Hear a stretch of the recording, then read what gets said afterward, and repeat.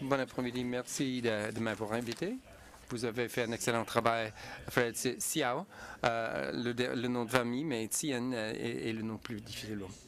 C'est un grand plaisir d'être ici pour parler d'une passion, les soins palliatifs et les soins à domicile notamment. Donc, je n'ai pas de conflit à déclarer et mes affiliations viennent d'être lues et c'est quelques sources de financement canadiennes. Et j'aimerais reconnaître mon collègue, le Dr. Daryl Bainbridge, qui m'a aidé à rédiger le rapport, et la Dr. Clément, qui a aussi rédigé un rapport sur les soins à domicile, mais qui n'a pas pu être ici aujourd'hui. Alors, j'ai pu être ici, alors j'ai écrit un rapport et je vais en parler, mais je crois que les conclusions des deux rapports sont très semblables. Ma question, à laquelle je vais essayer de répondre en 30 minutes, c'est quels sont les éléments essentiels des services de soins palliatifs à domicile de qualité pour tous les Canadiens. D'abord, un aperçu des constats et des implications. Donc, pourquoi les soins à domicile? Ça comprend les services de la santé, comme les soins infirmiers, la physio et l'ergothérapie. Ça comprend aussi le soutien personnel et l'équipement, les services pratiques et les soins palliatifs à domicile à une intention de fin de vie. Donc, les Instituts canadiens pour la recherche en santé définiraient cela comme la mort en l'espace d'un an. Et il s'agit d'améliorer la qualité de la vie. Donc, tandis que nous avons ce débat sur les soins palliatifs qui sont plus larges que la fin de la vie, cette intersection de soins palliatifs à domicile est plus axée dans la partie fin de vie, je crois. Nous parlons de soins à domicile parce que c'est un contexte important pour les soins palliatifs. Comme nous l'avons déjà entendu aujourd'hui, plusieurs Canadiens et beaucoup d'études autour du monde montrent que les gens ont une préférence de recevoir des soins et de mourir à domicile, mais de rester dans la communauté autant que possible. Et nous savons aussi les implications financières auxquels on a fait allusion, les coûts des hôpitaux qui sont très élevés et qui sont trop chargés. Et pour établir le contexte, le nombre de dollars dépensés publiquement de notre budget dépensés sur les soins à domicile sont de 5 %. Donc, si vous voulez considérer les implications et les recommandations et l'amélioration des soins à domicile, la partie budgétaire suivrait.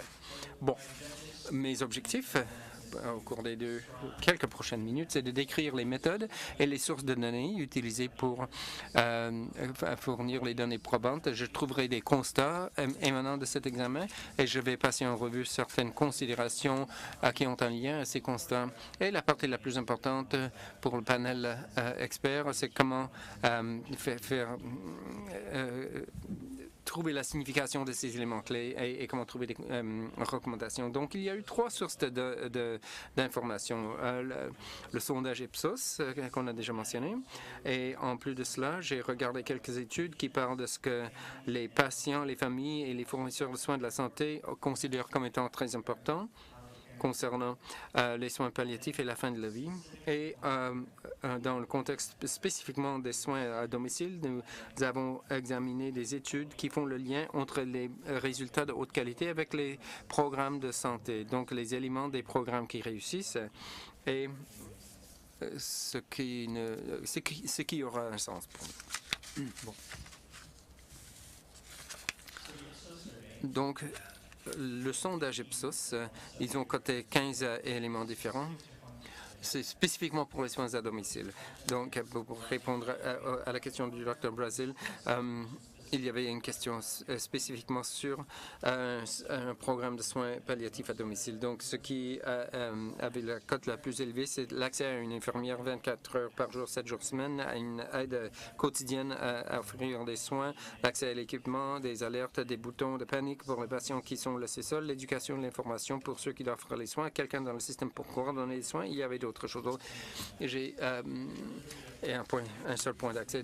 Donc, je me suis permis d'essayer de les regrouper en thèmes majeurs. Donc, d'abord, dans les bons délais et dynamiques, donc l'accès 24/7 et les boutons, la gestion des symptômes, l'éducation et l'état de préparation, et je dirais le soutien pour le patient et pour la famille, et ensuite la communication. Donc, ce sont quelques thèmes majeurs que j'ai aperçus. En ce qui concerne la littérature qui pose la question. Et on a utilisé ici des groupes d'études qualitatives, mais aussi des enquêtes pour comprendre ce qui est important pour les patients à la fin de la vie, les membres de la famille, ceux qui assurent les soins, et les fournisseurs de soins de la santé. Et puis, voici ce qui est ressorti de ces études. L'accessibilité aux besoins, donc être accessible, une bonne gestion de la douleur et des systèmes, une prévision pour les besoins non physiques, psychosociaux, spirituels, etc.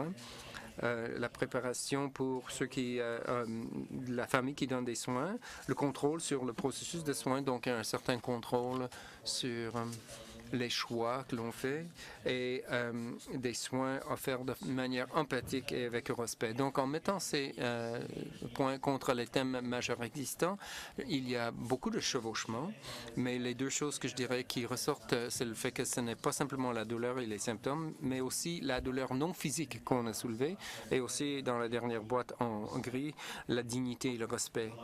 Et il y a beaucoup de mots parce que c'est un concept très complexe, mais la dignité, le respect, le contrôle, que ce soit personnalisé, individualisé et personnalisé.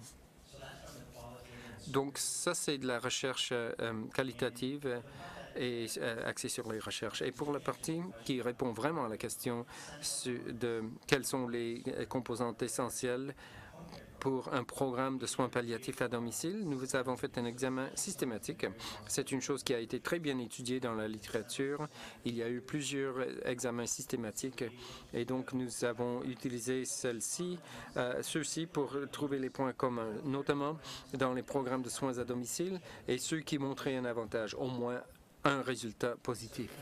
Et donc dans notre examen, je crois que c'est allé de 2003 à 2014, donc 10 ans. Nous avons trouvé 19 examens systématiques, 40 études pertinentes individuelles sur les soins à domicile, 30 composantes uniques et en moyenne, chaque programme avait environ 10 à 11 composantes. Et les 7 qui étaient les plus courants, et rappelez-vous que ces programmes étaient tous des programmes qui avaient un avantage, un bénéfice. Donc, on a exclu les programmes qui n'ont pas montré d'efficacité. Donc, les 7 choses en commun, et en grande partie, c'est aléatoire. Un lien avec les hôpitaux, les soins primaires et les agences communautaires. Donc, la présence d'une équipe multidisciplinaire, des fournisseurs avec de l'expertise et de la formation en soins palliatifs, une bonne gestion de la douleur et des symptômes, la gestion des symptômes non physiques, une accessibilité sur appel 24 heures par jour et un plan de soins individualisé axé sur les besoins. Et les deux derniers points en particulier n'étaient pas les plus courants, mais on a trouvé que c'était les points qui touchaient 9 des 19 études où on regardait l'efficacité par rapport au coût et c'était les deux éléments qui étaient associés au coût inférieur. Donc, ce sont, je dirais, les 7 composantes, si vous voulez, qui sont liées à des résultats positifs. Et je veux retourner à ces 5 thèmes que j'ai mentionnés plus tôt. Vous voyez qu'il y a un chevauchement et une continuité aussi dans la plupart. Peut-être que je parle trop vite, mais cela laisse... J'ai l'impression que pour répondre à la question quelles sont les composantes essentielles à un programme de soins palliatifs à domicile efficace et qui réussit, je dirais que c'est axé sur ces 5 thèmes et ces éléments aussi. Mais la fiabilité du sondage et la recherche qualitative montrent que ces 5 éléments sont au cœur d'un programme efficace. Donc, je me trouve avec 20 minutes pour parler vraiment de la partie qui pose le plus grand défi pour le panel. C'est les implications. Donc, comment prendre ces éléments et en faire des recommandations et des étapes à suivre pour les rendre disponibles et les mettre en œuvre. Donc, en utilisant le même cadre, ces mêmes thèmes, j'ai conçu ces 6 implications Donc, il s'agit de savoir comment avoir les bons délais et être dynamique, comment développer un système de soins à domicile qui sera là dans les bons délais, comment livrer sur la gestion de la douleur et des symptômes et gérer les symptômes non physiques et holistiques, une gestion holistique, comment préparer le patient et la famille, comment avoir un système de soins à domicile qui fonctionnera dans tous les contextes comme une équipe et à bâtir sur les forces locales. Donc, je vais discuter chacun de ces points de façon plus détaillée.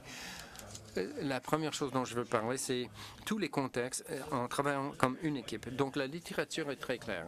Les soins à domicile efficaces ne sont pas, ce n'est pas un silo en soi. Il faut qu'il y ait un lien aux soins de qualité dans l'ensemble d'un système, y compris des liens à un hôpital, aux soins primaires, aux médecins de soins primaires et à d'autres services communautaires.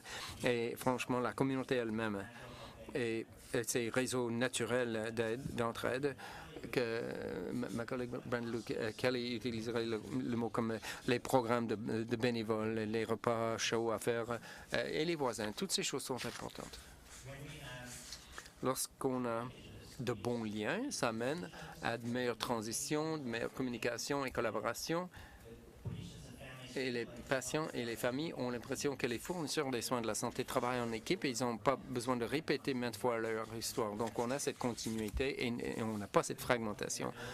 Les bons soins à domicile se bâtissent sur une bonne capacité de soins primaires.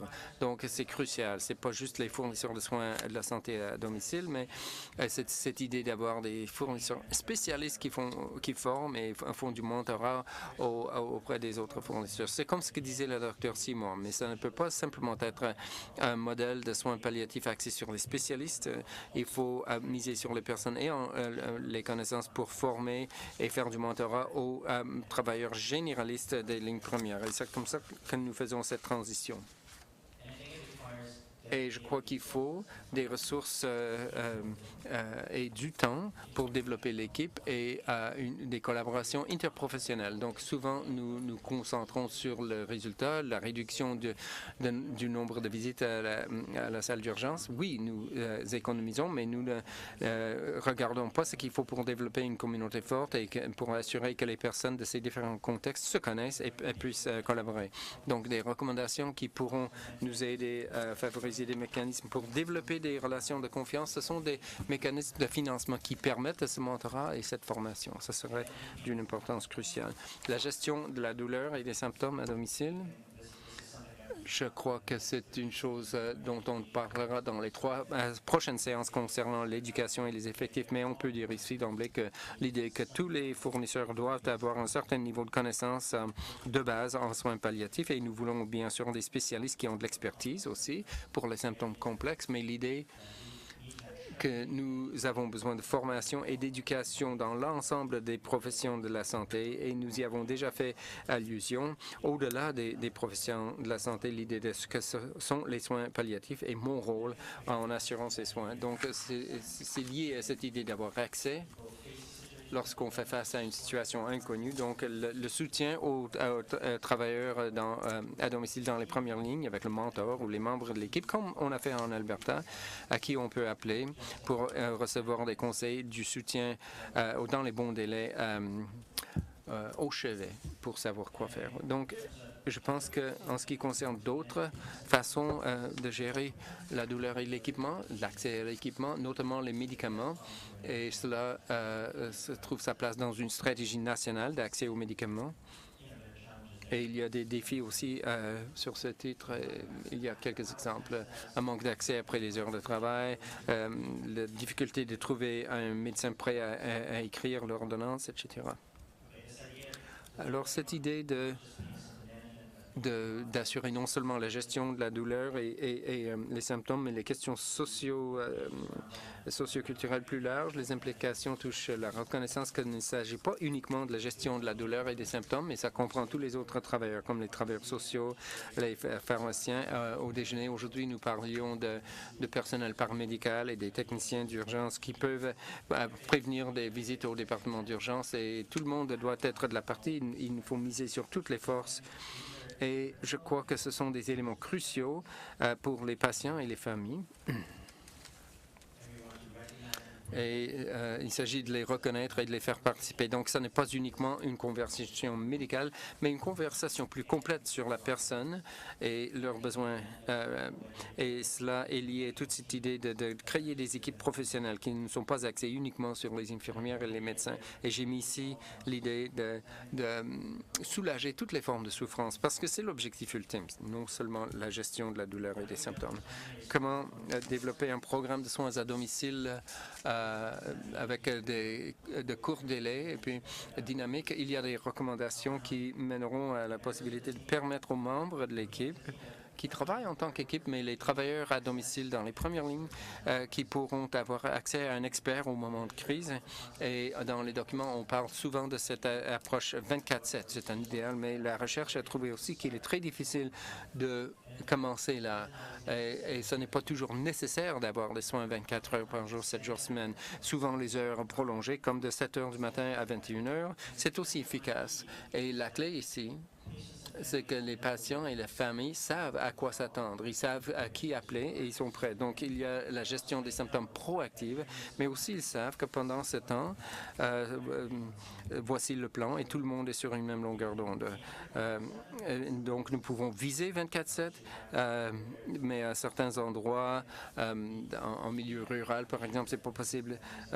Mais la clé, c'est que les patients et les familles savent à quoi s'attendre et savent qui appeler.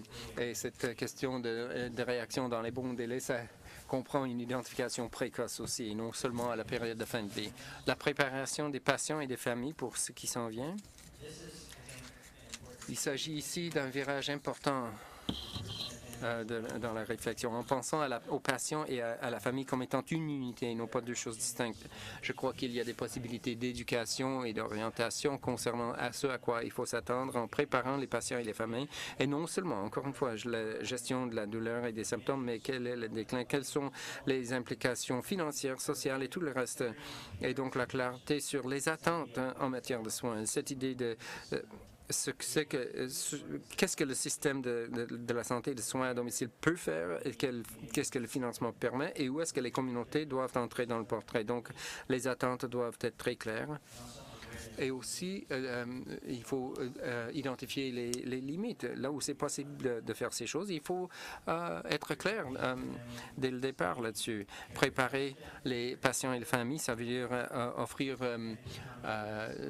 du repos pour ceux qui fournissent les soins et l'aide à offrir des soins. Non seulement les fournisseurs de soins, mais les communautés aussi doivent être impliquées. Dernièrement, un des aspects clés, et nous l'avons entendu dans les histoires, c'est l'idée de voir la personne qui a cette maladie. Ce qui est important aux familles, c'est pas simplement les dollars et les lits à l'hôpital, c'est une question d'avoir l'individualisation, l'aspect humain, le respect et la dignité dans tout le processus. Et je crois qu'on peut réaliser ça en ayant un système qui soit dynamique, un système qui est très clair vis-à-vis de ce que l'on peut faire en gérant ces choses. Mais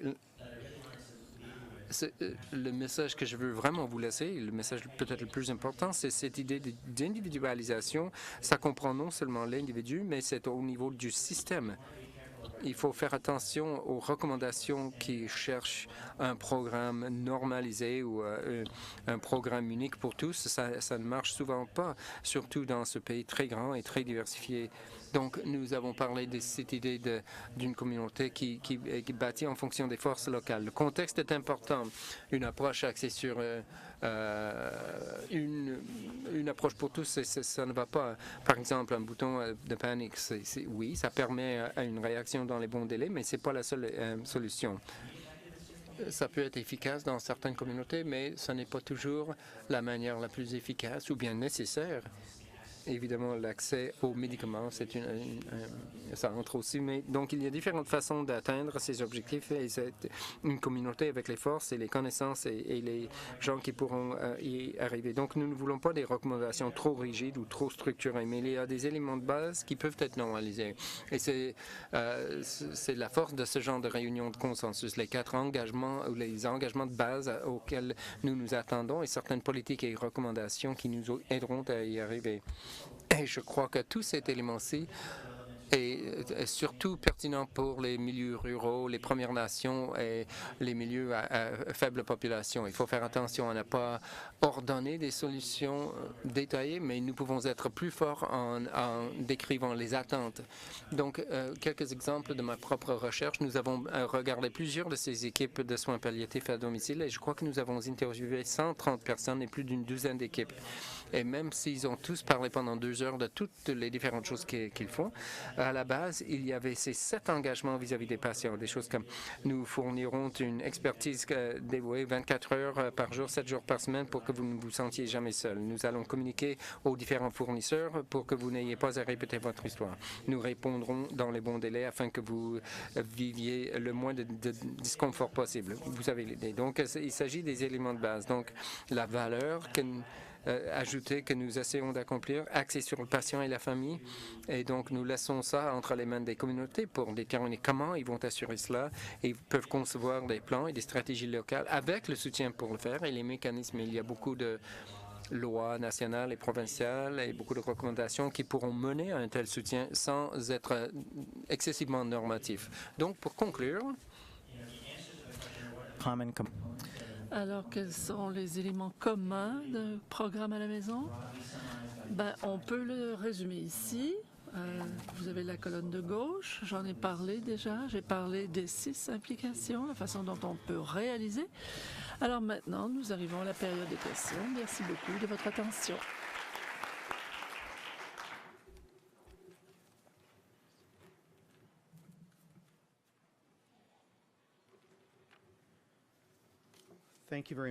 Merci beaucoup.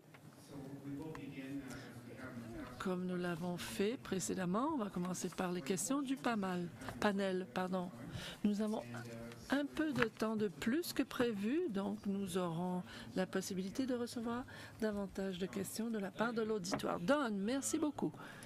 Encore une fois, comme on l'a fait, Earl Campbell, vous avez la parole. Donc, au nom du panel de citoyens, merci pour votre exposé, votre rapport. Ce matin, le Dr Brazil a dit, et je cite, « Le Canada s'ennuie parce qu'il n'a pas utilisé de modèle national pour les soins palliatifs. » Les médias nous disent que le gouvernement annonce éventuellement de nouveaux investissements pour les soins palliatifs et les soins à la maison dans le cadre des nouveaux accords. Vous avez parlé des services à la maison et des éléments clés à examiner. Donc, la question est la suivante. Est-ce que vous avez une idée de votre expérience et à partir de vos travaux de recherche sur les premières étapes à prendre à tous les paliers du gouvernement pour faire en sorte qu'on ait un modèle universel pour les soins palliatifs dispensés à la maison au pays, et ce, dans l'ensemble du pays? Bon, écoutez, j'ai déjà réfléchi. Les soins palliatifs ne font pas partie de la loi nationale, les soins à la maison, c'est la prérogative des provinces. Bon, écoutez, si les soins palliatifs font partie de la loi nationale, ça change la donne. Au-delà de cela, il y a des éléments de la loi nationale qui pourraient permettre d'améliorer les soins à la maison. Par exemple, une politique sur les médicaments, c'est-à-dire une assurance médicaments. Les soins sont différents selon la province. La définition d'accès est la même, mais l'organisation des soins se fait différemment d'une province à l'autre. Alors, à quel moment vous avez accès, combien de soins vous avez, tout est lié donc bien sûr à l'effectif, mais aussi à la loi sur les médicaments. Par exemple, s'il faut y avoir dépistage précoce, comme en Colombie-Britannique, ça c'est une chose. Il y a aussi les questions de respect des renseignements personnels. Comment est-ce qu'on doit travailler ensemble pour garder le caractère confidentiel des renseignements personnels? Et j'en ai parlé un peu plus tôt aussi, la question de savoir si les soins à la maison sont liés, donc encore une fois, à la loi nationale sur la santé ou non, si on veut que les soins à la maison soit l'intégrateur ou catalyseur, ben, comment on va faire? Comment est-ce qu'on va répartir le budget? Comment on va réaménager tout cela? Alors ça, il faut le faire avec les provinces, bien sûr. Rosella, votre question.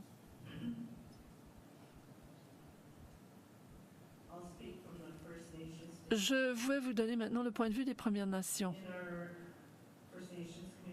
Dans nos collectivités des Premières Nations, partout au Canada, j'imagine, nous ne comprenons pas l'expression « soins palliatifs ». C'est quelque chose d'étranger comme expression. Mais quand nous nous occupons des mourants, nous disons que c'est le parcours qui mène au monde spirituel. Nous avons toujours pris soin de nos gens, de la naissance à la mort. Et pour nous, la vie, c'est un cycle. Et la mort fait partie de la vie. Donc,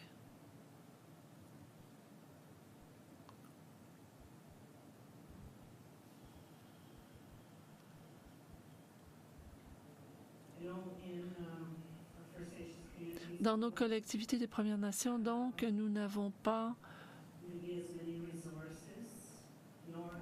autant de ressources, nous n'avons pas beaucoup de financement pour les soins palliatifs, mais je peux vous dire que même si nous ne disposons pas de ces ressources, nous continuons de nous occuper de nos mourants. Et on ne va pas arrêter de mourir. On ne va pas arrêter de s'occuper des gens qui sont mourants, simplement parce qu'on n'aurait pas les ressources. La plupart veulent mourir à la maison. On essaie de respecter ses volontés. Mais s'il faut aller à l'hôpital, ben écoutez, il est très important à ce moment-là qu'il y ait un espace culturel sécuritaire pour nos gens, parce qu'il se peut que nos gens veuillent tenir telle ou telle cérémonie, faire telle ou telle pratique, comme chez nous. Par ailleurs, les jeunes ou les plus jeunes n'ont pas les mêmes connaissances que les personnes plus âgées, n'ont pas reçu ces connaissances traditionnelles. Et parce que l'expression « soins palliatifs », comme je l'ai dit, est un problème linguistique, ben écoutez, tout cela provient d'une histoire de la médecine classique, très difficile à traduire comme expression dans diverses langues. Alors, il y a un problème de langue, il y a un problème de culture, de différences culturelles. Alors, comment surmonter ce décalage né, si vous voulez, de la médecine classique, de ce décalage entre la médecine classique et les personnes qui ont d'autres systèmes de croyances? Écoutez, c'est une question excellente. J'ai déjà travaillé avec Mary-Lou Kelly, qui travaille avec le Dr Brazil, avec le Dr Williams. Écoutez, on travaille avec les communautés rurales, autochtones, pour essayer de voir comment on peut utiliser le modèle des soins palliatifs et voir comment on peut l'adapter. Il y a un certain nombre de choses qu'on peut faire, il est clair. D'après les travaux de recherche que nous menons, que c'est la communauté qui est à la base, c'est elle qui mène. Il faut que la culture soit prise en compte et ça tient compte, bien sûr, des valeurs individuelles et culturelles. Donc, si la solution ne commence pas à la base, et puis on l'a déjà vu, hein, il faut voir ce que le patient veut, d'abord et avant tout. Ben, si on ne regarde pas tout cela, ça va rater. Mary-Lou en a un modèle pour les Autochtones, un modèle qui tient compte de la culture et des ressources autochtones. Donc, de ce point de vue, de ces expériences, et il y a beaucoup de chercheurs au Canada qui ont fait ce type de recherche et qui pourraient en parler mieux que moi encore. Mais tout revient à ces 7 promesses.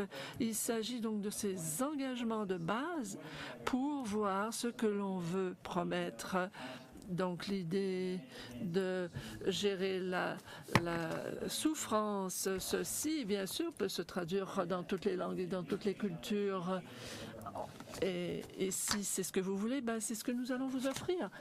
Et je pense que ça, de ce point de vue, c'est critique. Ces promesses devraient tenir partout, en secteur rural et ailleurs.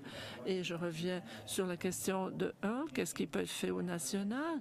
Faire en sorte que ces attentes, ces promesses soient claires et tiennent compte des experts citoyens. Ben, écoutez, tout cela va certainement aider. Et maintenant, il faut voir comment les provinces vont pouvoir concrétiser les promesses en question.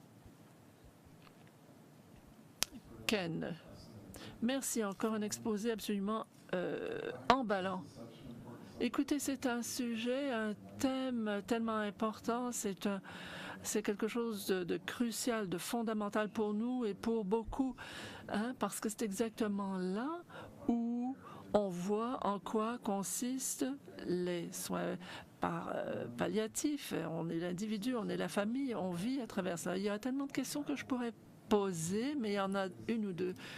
D'abord, l'utilisation du mot communautaire. Écoutez, c'est souvent un concept nébuleux qui peut vouloir dire à peu près n'importe quoi. Il faut que ce soit défini plutôt que simplement utilisé comme ça parce qu'on ne veut pas... enfin, il faut absolument définir. C'est comme le mot contexte, il faut définir. Bon, par ailleurs, comment est-ce qu'on va restructurer un régime qui empêche la réalisation de ces 7 promesses ou engagements que vous avez présentés? Comment? Bon, écoutez, les soins à la maison sont moins chers que les soins hospitaliers, d'accord, mais c'est parce qu'il y a beaucoup de gens qui ne sont pas payés, la plupart des femmes, hein, qui donnent les soins à la maison. Et puis à ce moment-là, les gens ne peuvent pas s'épanouir ailleurs.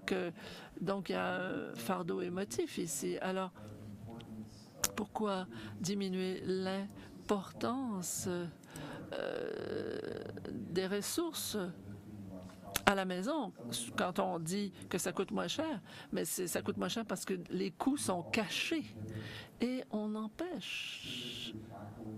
s'empêche de régler la question des intérêts qui existent dans le système actuel, c'est-à-dire des soins palliatifs à la maison, quand nous utilisons ce type de mots, d'expression, communauté.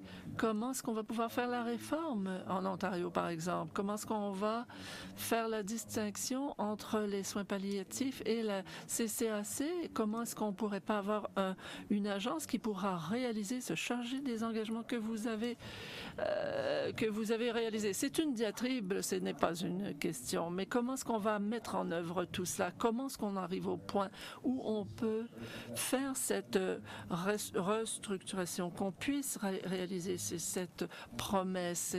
Est-ce que vos travaux ont porté là-dessus? Comment est-ce qu'on pourrait, sinon, comment est-ce qu'on pourrait monter un projet de recherche là-dessus? Écoutez, vos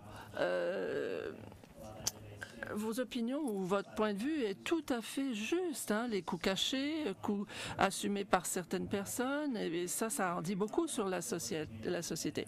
C'est vrai, communauté, en effet, peut-être que d'autres pourront mieux répondre que moi. L'idée de dispenser les soins à la maison, c'est une question de politique publique et ça dépend des provinces, hein, ça va varier. Mais là où on peut être plus précis dans notre langue, dans nos expressions, est-ce qu'on parle de soins primaires? Est-ce qu'on parle de soins à la maison, soins primaires à la maison? Est-ce qu'on parle de médecins, d'infirmières, les CCAC?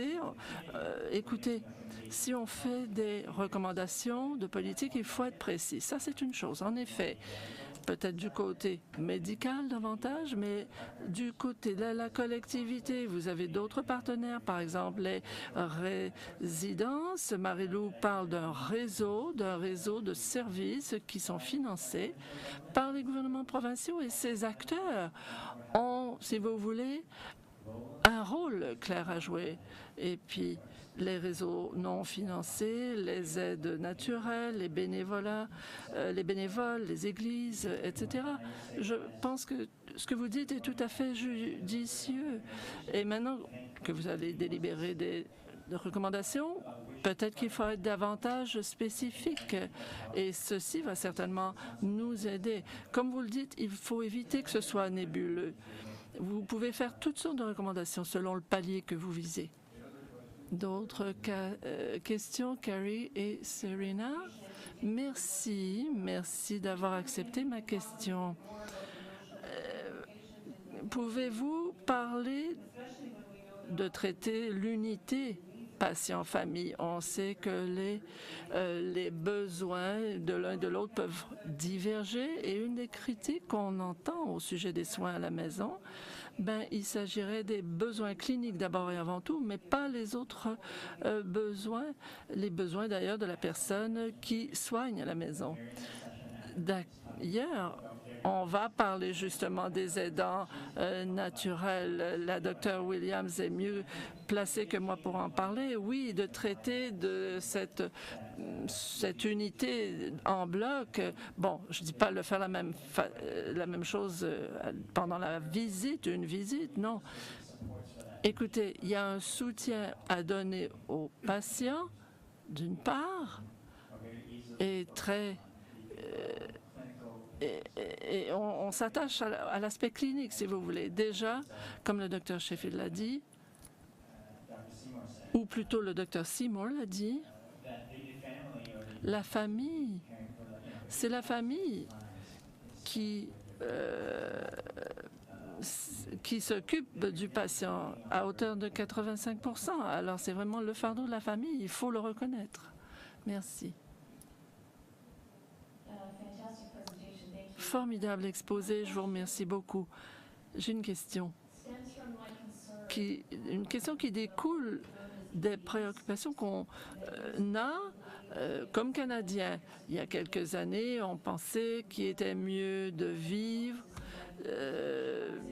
Il était préférable de désinstitutionnaliser les soins de santé. On a vu les obstacles systémiques, de l'oppression que subit notre population de patients en santé mentale. Moi, j'aimerais mourir davantage le long de la mer en Nouvelle-Écosse et pas à l'hôpital. Et je vois une corrélation entre l'institutionnalisation. On fait un parallèle entre la santé mentale et les soins palliatifs. Est-ce que vous avez examiné toutes ces questions d'obstacles au financement et qu'est-ce qui devient évident du côté de la population canadienne? Est-ce que vous êtes en train de dire que même si on veut mourir à la maison, on finance surtout les hôpitaux et on finit toujours par terminer ses jours à l'hôpital? Écoutez, il y a des recommandations pour le soutien des soins à la maison dans le cadre d'un système officiel avec la collectivité, d'accord? Mais il y a aussi l'élément éducation, des choix qu'il faut faire pour savoir où est-ce qu'on veut se faire soigner, les volontés dernières, les directives médicales anticipées, autant de moyens de faire des choix éclairés. Ça ne veut pas dire qu'il n'y aura pas quelqu'un d'autre, qu'on aura toujours ce qu'on veut, mais je pense que je reviens à l'idée de personnalisation des soins.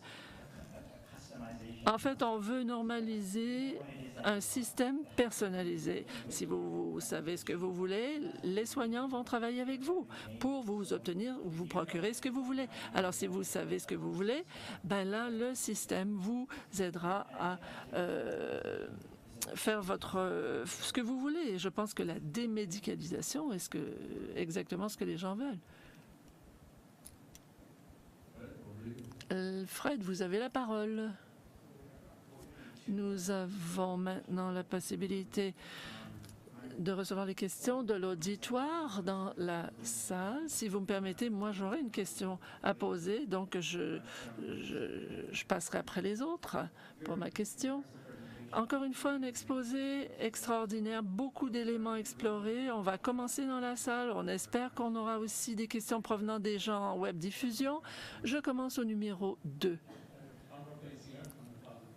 Je suis médecin des soins palliatifs. Je travaille à Edmonton. J'ai un accent que vous reconnaissez sans doute. Les préférences du patient et de la famille pour la dispensation des soins est là où la mort aura lieu. Il se peut que les préférences changent au fil du temps, n'est-ce pas?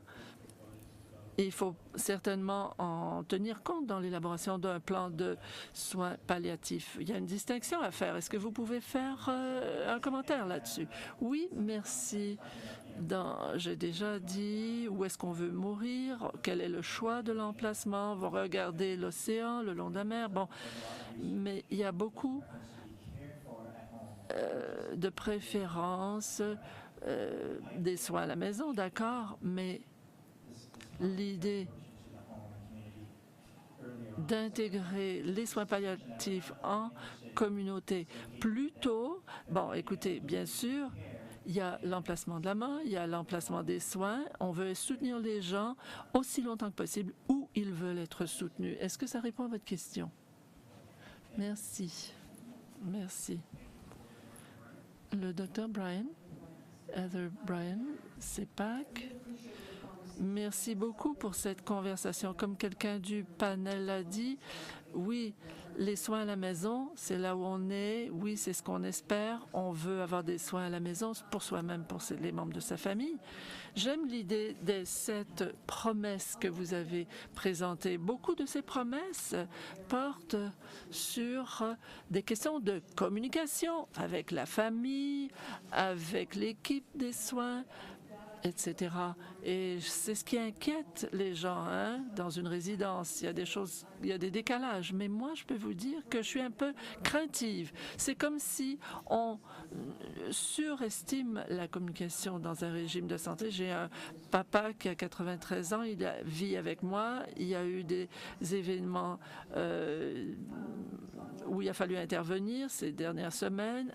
Il a fallu répéter le numéro de contact pour sa famille 4 fois en 5 heures. Il a fallu l'écrire sur un tableau dans sa chambre, hein, parce que c'était de l'information nouvelle qui était inscrite dans le dossier médical, dans le même immeuble. Bon, on a parlé de directives médicales anticipées. J'ai été témoin de ce qu'il a dit comme préférence pendant 3 semaines. Il y en a qui ne savaient pas trop quoi faire. Il y a quelqu'un qui dit est-ce que vous êtes le genre de type qui voudrait être réanimé? Dit la personne en sortant, figurez-vous. Bon, alors tout cela pour dire, si on répète ce genre de choses et qu'on le fasse dans le système, dans un système qui est contenu, comment est-ce qu'on va faire quand on a des gens qui sont seuls à la maison? Quels seront les éléments d'infrastructure et de formation nécessaires pour fournir ce genre de continuité? Écoutez, c'est une très bonne question que vous avez là. Je pense qu'il y a des exemples. En fait, si on va à l'extérieur des soins de la santé, il y a beaucoup d'exemples. Par exemple, une compagnie de carte de crédit, ils savent exactement tout à savoir. Il y a plusieurs exemples qu'on peut citer pour, si vous voulez, partager l'information. Je pense qu'au départ, c'est l'idée d'équipe, de mise en commun d'informations. On utilise des moyens simples, non technologiques. Bon, je pense à l'Alberta. C'est clair dans la collectivité qui sont les experts. Quel est le numéro à composer? Et c'est pas simplement un numéro. Bon, ben, quand il y en a un, c'est un. Et on sait qui est l'expert. Bon, c'est une question complexe. Encore une fois, les renseignements personnels à protéger. Mais je pense qu'il y a un certain nombre d'exemples qu'on peut citer un peu partout au pays de la façon dont des collectivités ont trouvé moyen de partager de l'information et ce sont des moyens simples, des textos, des appels téléphoniques, des applis, peu importe, pour faire circuler l'information nécessaire en éliminant autant que possible la bureaucratie. Et si on peut régler ce problème, on aura réglé beaucoup de nos difficultés. Monsieur, merci. Formidable exposé. J'aimerais revenir sur ce qui a été dit au sujet de la dernière question et pour revenir d'ailleurs à ce qui a été dit ce matin, un des grands rôles qui nous occupe, c'est la question de la navigation dans les soins palliatifs. L'intégration, bien sûr, il s'agit de défis différents selon la région du pays, que vous soyez en région rurale où il n'y a pas de service, très facile de naviguer. Il y a un seul type. Bon, voilà. Mais en ville, où on a toutes sortes de ressources, beaucoup de ressources, ben là, on ne sait pas qui est disponible et ça devient un problème. Hein? Alors, que pensez-vous? Et si vous devez spéculer, allez-y. Donc, quels seraient les modèles idéaux de la navigation? Est-ce que c'est quelque chose qui doit être laissé aux soins de l'individu? Est-ce qu'il faut répartir dans le système ou est-ce qu'il faut passer au Saint Graal où tout le monde peut trouver toutes les solutions nécessaires? Écoutez, dans ces essais randomisés, il y avait des programmes isolés, financés séparément. Il y avait une coordonnatrice, coordonnateur infirmier qui avait un rôle d'éducation. Alors, vous aviez une personne qui était le navigateur. Et quand on essaie de transposer dans le monde véritable, ben écoutez, c'est comme, écoutez, il n'y a pas de porte qui soit une mauvaise porte. Peu importe à qui on s'adresse, que ça soit l'aumônier, le médecin, tout le monde fait partie de la même équipe. Donc, tout le monde comprend. Enfin, ils travaillent en équipe. Donc, la navigation, c'est de communiquer au sein de l'équipe. Ils ont des réunions régulières, tous les jours, tous les mois, peu importe, mettre en commun de l'information, etc. Donc, et il connaît tous les joueurs, hein, en collectivité, tout le monde se connaît, qui fait quel médecin fait ceci, quel médecin fait cela, qui est l'oncologue, etc. Tout le monde se connaît. Et c'est très important de faire circuler l'information parce qu'on sait que tel patient verra tel autre intervenant. J'ai oublié votre question en fait, mais il y a des exemples de la façon dont on peut naviguer.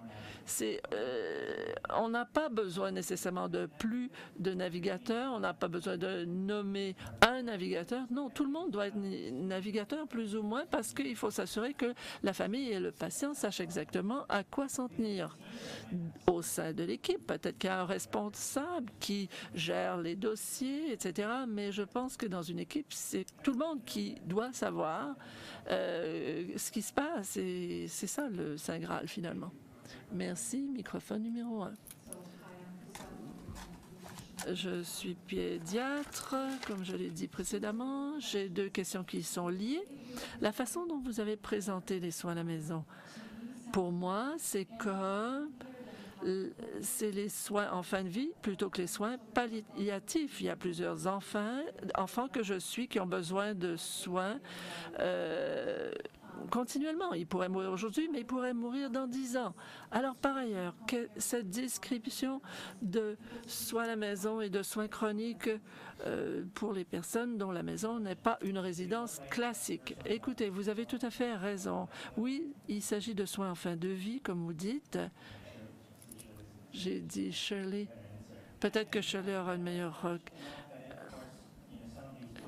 réponse. Mais écoutez, l'idée de la spécialisation, ça c'est critique quand même. L'autre question, savoir comment travailler, par exemple, en établissement longue durée. Je pense que les promesses devraient s'appliquer partout. L'idée qui est une équipe interdisciplinaire, que les recommandations s'appliquent. D'après les travaux qu'on a faits, l'idée d'avoir des installations locales, ça marche.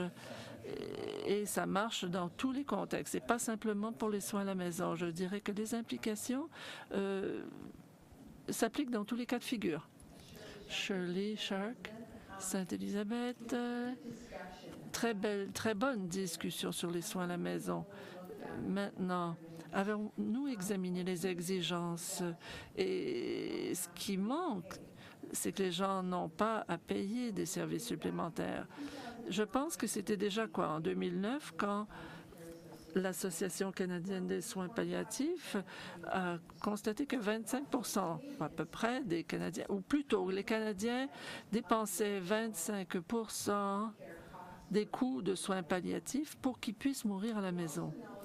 Donc, on sait qu'à peu près 1 million de Canadiens améliorent leurs services palliatifs, mais aussi services à la maison. En plus, on aurait 1 million de Canadiens de plus qui disent qu'ils ne sont pas admissibles pour les soins à la maison pour quelque raison que ce soit, ou que le programme qu'ils ont est insuffisant. Je pense que toute cette confusion, soins à la maison, sans parler des soins palliatifs à la maison, écoutez, ce défi est un défi très intéressant qu'il va falloir essayer de régler. Je ne sais pas s'il faut commencer simplement par changer les soins à la maison en général, et on verra par la suite ce qui lancera des soins palliatifs, s'ils s'amélioreront ou pas, ou bien commencer du côté soins palliatifs, mais peu importe le bout par lequel on regarde la question, mais il y a toute la question du revenu. La question du revenu a une incidence où on habite, sur où on habite et sur où on meurt. Et ça, c'est important pour notre régime de santé canadien et pour nos valeurs. Alors, comment est-ce que vous réconciliez tout cela? J'aurais pu parler de quelque chose de mondial, mais voilà. Je crois que vous avez tout à fait raison, mais ce qui m'est venu à l'esprit, c'est l'idée que si on veut les soins à domicile,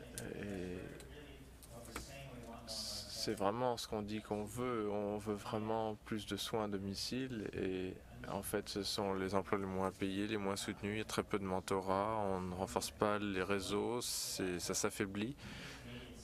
Donc si c'est ça qu'on veut, il faut mettre l'épaule à la roue et il faut plus de financement aux soins à domicile, plus de soutien, plus de formation officielle pour ces gens-là qui se retrouvent dans des situations sans aucun lien, sans aucun soutien. Et même s'ils voulaient faire du soin palliatif, ils n'ont personne qu'ils peuvent appeler, le médecin de famille ne répond pas, etc.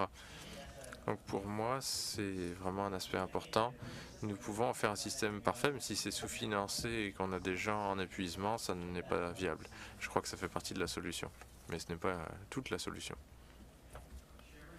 Merci Sharon, et puis je vais poser une question. Sharon Size de Plateforme d'innovation, j'étais vraiment ravi de voir votre rapport général à la question et votre organisation de pensée qui menait aux 7 aspects clés du contrat. Et donc mon problème, c'est que ça nous ramène à la question que le panel a posée en premier. Étant donné une vie entière d'expérience avec différentes questions qui ont des caractéristiques similaires, je n'arrive pas à croire que les politiques actuelles et l'architecture de service n'arrivent pas à apporter cela.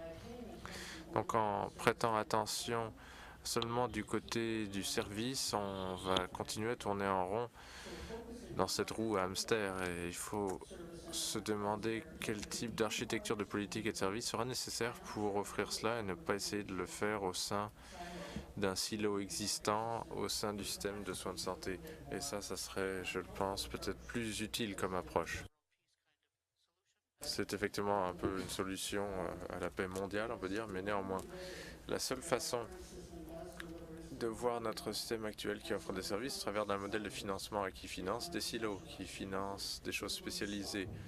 Et ça ne va pas s'arrêter sans qu'on ait une révolution ou une autre. Et je pense que si on sort les services basés à domicile, les services palliatifs, on commence du bon côté de l'équation.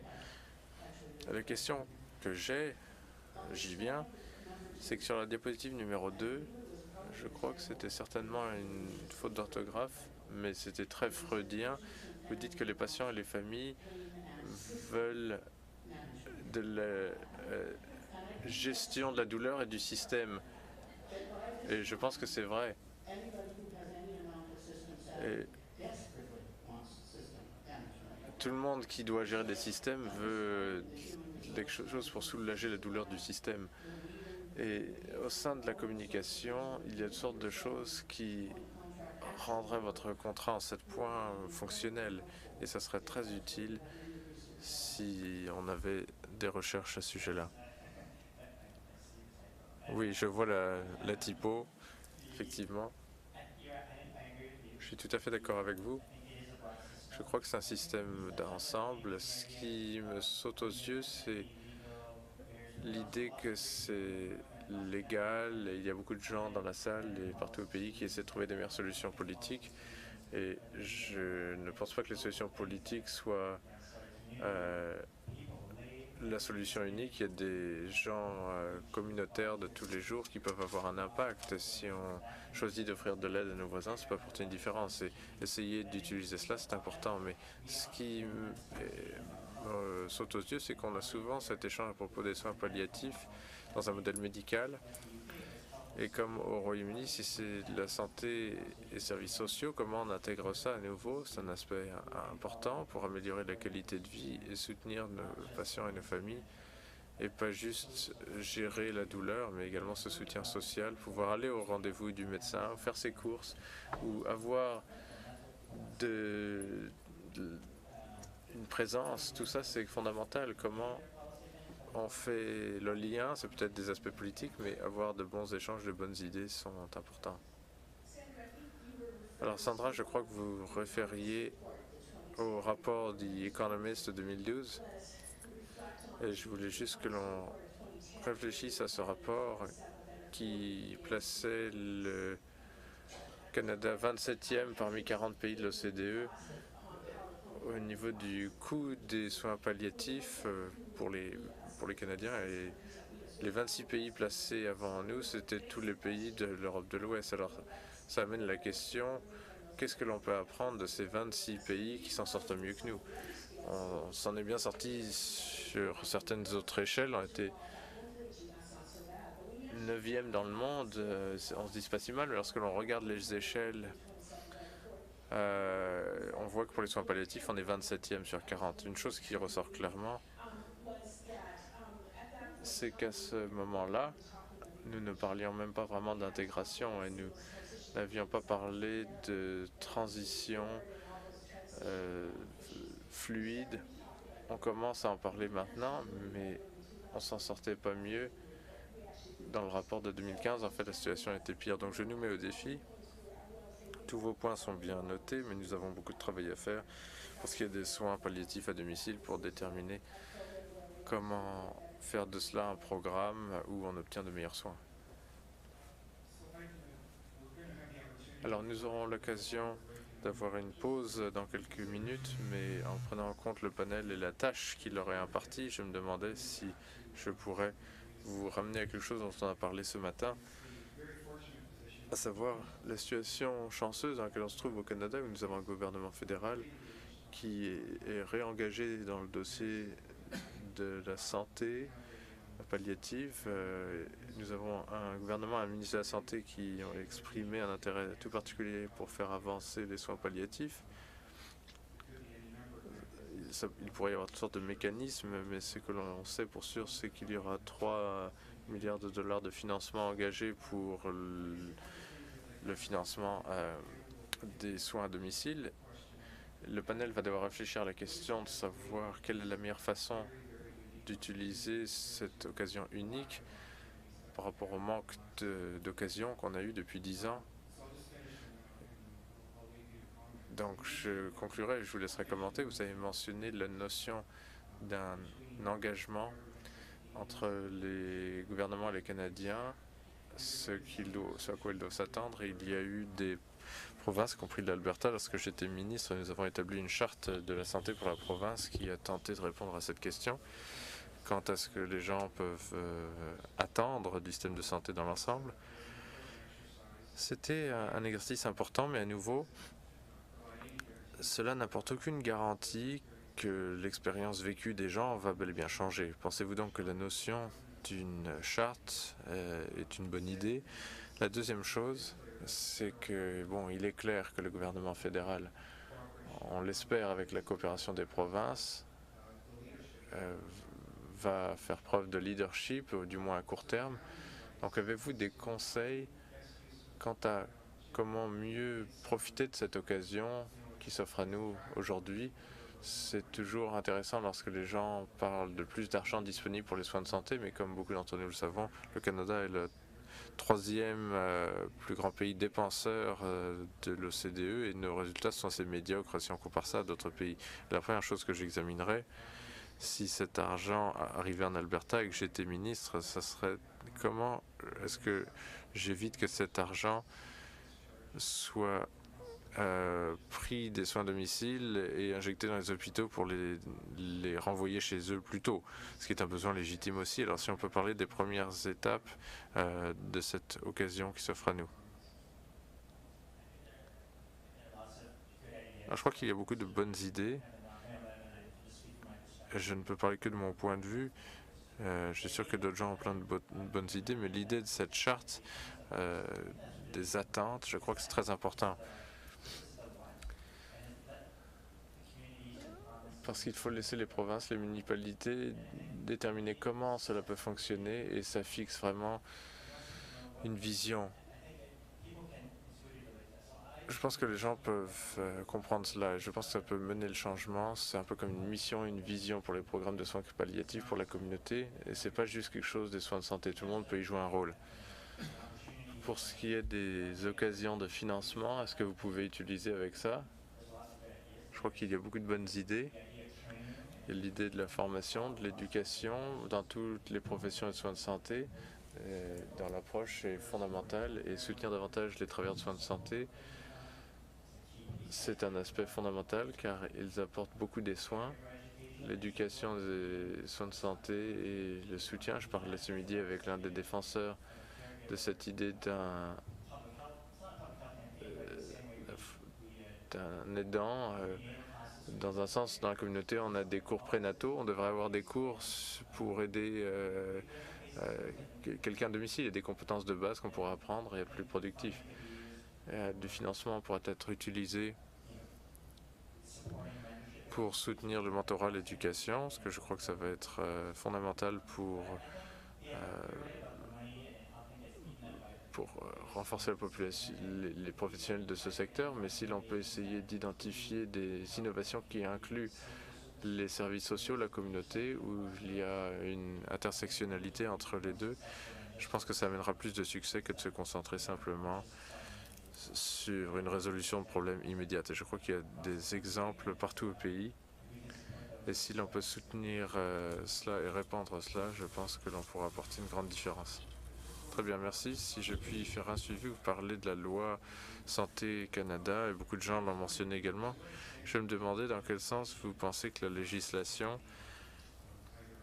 peut être soit un outil ou peut-être même un marteau pour essayer de faire avancer la cause davantage de soins palliatifs dans les soins de santé offerts à domicile. Le fait est que ça nous montre ce qui doit être fourni, mais beaucoup de provinces ont des programmes de soins palliatifs d'une sorte ou d'une autre. Ça ne répond pas aux besoins des Canadiens. Donc je me demandais, dans quel sens pensez-vous que la législation fait partie de la réponse? Alors, je ne suis pas expert dans ce domaine. Je pourrais entendre des arguments des deux bords. Je dirais que actuellement, toutes les provinces ont des soins de santé, mais elles sont organisées très différemment. Donc pour moi, les politiques nous donnent des consensus et elles sont là pour des fins administratives, mais ne sont pas une valeur ajoutée pour les patients. Et dans le sens où on retire des politiques qui n'offrent rien en termes de valeur ajoutée, ça c'est une bonne chose. C'est ce que l'on veut voir. Que ça fasse partie de la loi sur les soins de santé au Canada ou non, parce qu'il y a l'argument que c'est trop prescriptif, il faut laisser les communautés bâtir leur propre programme. Il peut y avoir un danger là aussi, donc je ne suis pas sûr que ce soit un sens ou l'autre, mais je pense que le principe de base doit être qu'il faut des politiques qui sont logiques et qui mettent l'intérêt des patients en premier et nous permettent de faire des choses qui, on le sait, sont importantes et pas juste mesurer, juste pour mesurer, ou des réglementations supplémentaires qui nous empêchent d'apporter des bons soins. Merci beaucoup. Don, quelque chose de plus du panel?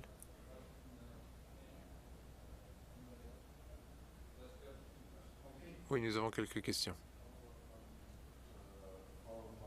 Alors, une question de suivi sur la notion de la continuité des soins en lien avec ce qui a été dit ce matin, spécifiquement sur la NHS en Grande-Bretagne et le rôle des patients, des aides-soignants et de la conception des programmes, et ce que vous pensez du rôle des patients et des soignants qui sont perçus comme étant des fournisseurs. Je regardais vos diapositives et je suis sûr que c'est pas voulu, mais il y a ce mur continu entre le mot fournisseur et le mot soignant, comme si c'était des choses différentes, où le soignant ne fait pas partie de l'équipe de fournisseurs dont vous parlez, et de fournisseurs de soins de santé, on s'entend, et il y a beaucoup des inefficacités dans la continuité des soins qui peut être traités si l'on voit le soignant à domicile comme faisant partie de l'équipe médicale. Et bon, pas tout le monde signe et s'engage à cela. Il y a des décisions personnelles quant à quel point vous voulez jouer ce rôle, mais il y a des aspects du système que je ne comprends pas. Est-ce que les gens qui sont définis conventionnellement comme fournisseurs de soins de santé participent à ces soins à domicile continu dans la conception, la reconception d'un plan de traitement des soins palliatifs? C'est une très bonne observation et question. Ce n'était pas intentionnel. Je crois que beaucoup des solutions pour un système novateur traitent du soutien des citoyens, de la communauté et des soignants, comment ils peuvent jouer un rôle. Donc une reconnaissance formelle et le soutien pour faire cela ne peut que nous aider. Donc je crois que c'est impératif qu'ils soient perçus comme faisant partie d'une équipe. Il y a beaucoup de projets de recherche sur comment faire ça efficacement, mais c'est clairement une barrière. Et je crois que cela bloque de bons soins parce ils apportent déjà des soins informels, ils apportent des soins et ils ne sont pas perçus comme faisant partie de l'équipe et ça n'aide pas.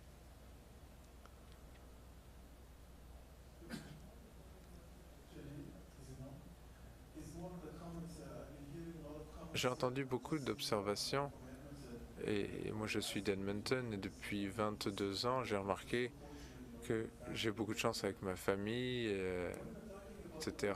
Et lorsque vous parlez de réseautage, tout d'un coup, on pense beaucoup de réseautage dans le milieu des affaires. Mais le réseautage à Edmonton, la façon dont ça se fait depuis 22 ans pour moi, depuis que je suis passé de l'environnement universitaire des organisations communautaires, et les organisations étaient ma préférée. C'est impressionnant de voir qu'on est environ 50 représentants de différentes cultures. On fait beaucoup de programmes autour des cultures, surtout pour Santé Canada, pour les infirmières et infirmières partout en Alberta. Et actuellement, il y a de la demande des infirmiers et infirmières qui nous reviennent parce que cela, et nous disent-ils, établit de bons liens avec les peuples de différents groupes ethniques différents. Mais je crois qu'il y a un gros problème, c'est qu'une fois qu'on peut éliminer ce problème, tout se résout très simplement et les liens s'établissent. Et c'est la différence entre l'individu ou le collectif. Lorsqu'on se met dans une culture du collectif, alors la diversité, l'inclusion sociale intervient et c'est comme ça qu'on a fait du réseautage. Lorsqu'il y a un problème qui survient entre nous, que ce soit naissance, la mort, soins palliatifs, nous voyons que nous sommes tous là, non seulement comme personnes et comme famille, mais toute la communauté, toute la tribu est là pour s'aider. Lorsque le docteur Seymour disait qu'on est basé dans la communauté, sur la base, ce sont les choses qui se voient à Edmonton. Nous avons la chance, mais une fois qu'on commence à avoir un problème, on s'y attelle tous. Mais nous avons donc beaucoup de chance de voir ce partage des connaissances et cette collaboration.